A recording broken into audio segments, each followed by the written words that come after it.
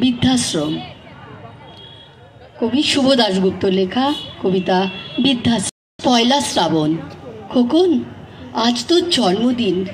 তুই যখন জন্মেছিলি আমরা তখন যাদবপুরে নতুন গড়ে ওঠা টালির ঘরে, তোর স্কুলমাস্টার বাবা হ্যারিকেনের আলো জ্বালা ঘরে আনন্দে আর খুশিতে ঝলমলে হয়ে উঠেছিলেন তুই আসার পর।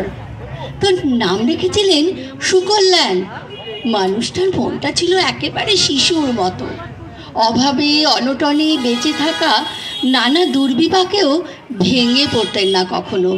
সকলের ভালো চাইতেন মন থেকে, বলতেন দেখো এদেশের মানুষ একদিন ঠিক মুক্তি পাবে, অশিক্ষা থেকে, দারিদ্র থেকে, শোষণ থেকে মুক্তি। আজ পয়লা শ্রাবণ। খোকন, আজ তোর জন্মদিন।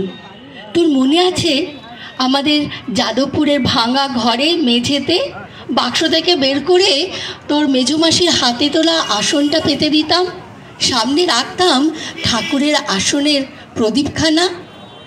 আমরা একে একে সবাই তোকে ধান দুপো দিয়ে আশীর্বাদ করতাম। তোর বাবা বলতেন বড় হও, মানুষ হও। তোর বাবার বন্ধু সেই ঘোষ কাকু, উনি বলতেন বেঁচে পড়তে থাকো। তুই জিজ্ঞাসা করতিস মা পড়তে থাকা মানে কি মা?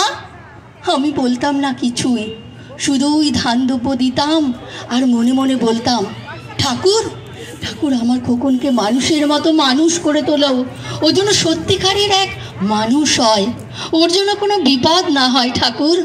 কষ্টের সংসারে ওই একটা দিন বাড়তি পয়সায় একটু দুধ নিতাম, পায়েস রান্না করে দিতাম তোকে। তুই পায়েস খেতে বড্ড ভালোবাসতিস। আর তোর বাবা বাসস্ট্যান্ডের ওই দোকান থেকে নিয়ে আসতেন তোর প্রিয় মিষ্টি চানার গজা। অভাবের সংসারে সামান্য স্কুল মাস্টারের পয়সায় আর কি বা হয়। তখন মাঝে মাঝেই তোর বাবার জামা সেলাই করতাম আর বলতাম তোমার জামা দুটো তো একেবারে ছিঁড়ে গেছে, এ মাসে একটা জামা কিনে নিও।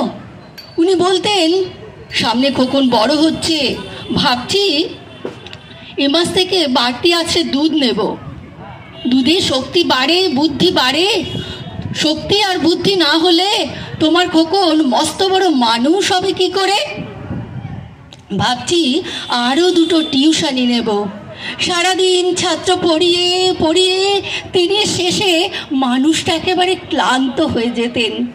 রাতের অন্ধকারে উঠোনের ধার ঘেঁষে জোনাকির ব্যস্ততা আর ঘরে বসে তোর এক টানা পড়া মুখস্থ করার সুর আমাদের ভাঙা চোরা ঘরটাকে একেবারে জীবন্ত করে তুলত। তখন মাঝে মাঝে তোর বাবা বলতেন তোমার শরীরটা তো দেখছি একেবারে ভেঙে যাচ্ছে, শাড়িটাও তো বেশ ছিঁড়েছে। ঠিক আছে, কালই আমি ফেরার পথে তোমার জন্য নয় একটা শাড়ি কিনে আনবো, না হয় ধারেই আনবো। আমি বলতাম না না, সামনে খোকনে উঁচু ক্লাস, বইপত্র কিনতে হবে, কত খরচ। উনি দীর্ঘশ্বাস ফেলে চুপ করে থাকতেন। জোনাকিরা অদৃশ্য আলোর আড়পোলা আঁকতো উঠোনের আগাছা ছড়ে, আর আবাহ সঙ্গীতের মতো তুই পড়া মুখস্থ করতি, ইতিহাস, ভূগোল, গ্রামার।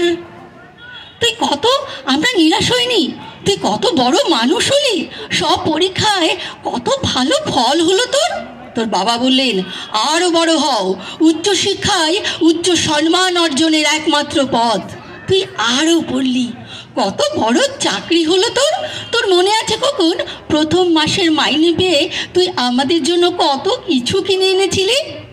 তখন তো আমরা শ্যামবাজারে চলে এসেছি, তো 2 কামরার সেই সাজানো গোছানো বেশ বড় ফ্ল্যাটে। হ্যাঁ, সব মনে পড়ছে। সেই বাড়িতেই আশ্বিনের এক ঝোড়ো বিকেলে তোর বাবা যেদিন পড়ে গেলেন, তুই তোর বাবার বুকের ওপর পড়ে হাপুস নয়নে কাঁদছিলি। সদ্য স্বামীহারা আমি তোর ওই অসহায় মুখ দেখে বড্ড ভেঙে পড়েছিলাম। ছোটবেলার মতো তোকে কোলে জড়িয়ে ধরে বলেছিলাম কাঁদিস নে খোকন, আমি তো আছি। আজ পয়লা শ্রাবণ, আজ তোর জন্মদিন।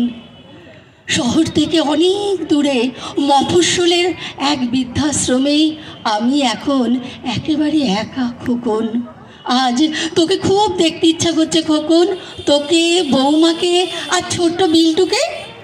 তোরা নিশ্চয় এখন সল্টলেকের সেই ঝকঝকে মার্বেল বসানো অনেক বড় ফ্ল্যাটে তোর বাড়িতে আসছে, নিশ্চয়ই অনেক বড় পার্টি হচ্ছে, অনেক লোকজন, হইচই, খাওয়া দাওয়া, তাই না রে খোকন? ভালো ভালো, খুব ভালো, খুব ভালো। আমার মনে পড়ছে যাদবপুরে সেই ভাঙা ঘরে বিছানায় তুই আমার পাশে শুয়ে রাতে মাঝে মাঝেই ভয় পেয়ে হঠাৎ চমকে উঠতিস, জড়িয়ে ধরতিস আমাকে। আমি বলতাম, ভয় কি রে খোকন? যার মা থাকে তাকে কি কখনো ভূতে ধরে? তুই নিশ্চিন্ত হয়ে ঘুমিয়ে পড়তিস আমার বুক জুড়ে। তোর এই আধুনিক সংসারে তোর এই বুড়ো মাটার একটু ঠাঁই হলো না রে খোকন। প্রতিমাও তো মা, ওরও তো আছে আমার খোকনের মতো কোল আলো করে এক বুক জোড়া।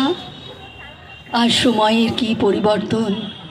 তুই বুঝি এখন আর পায়েস খাস না, তাই না রে খোকন? তুই জানিস না আমি আজকে তোর জন্য পায়েস রান্না করেছি। হ্যাঁ, তোরই পাঠানো টাকায়। সারাদিন সেই পায়েসের বাটি সামনে নিয়ে বসে আছি রে খোকন। এখানে এই বৃদ্ধাশ্রমে আমি একেবারে একা, আর কেউ নেই খোকন আমার কাছে। তুই একবার আসবি খোকন, একবার, শুধু একবার। নমস্কার।